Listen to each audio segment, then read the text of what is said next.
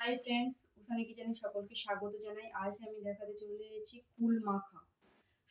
সর্বপ্রথম কুলটাকে ধুয়ে নিতে হবে, নেয়ার পর কুলটাকে থেঁতো করতে হবে।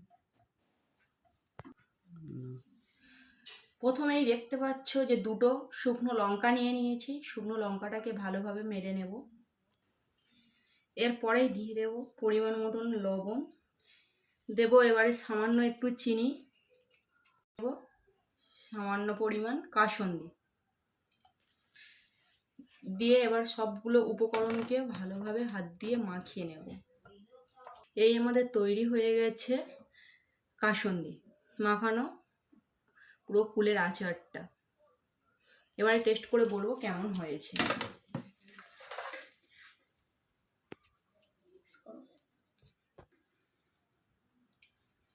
খেতে খুবই সুন্দর হয়েছে, একবার ট্রাই করে দেখতেই পারো।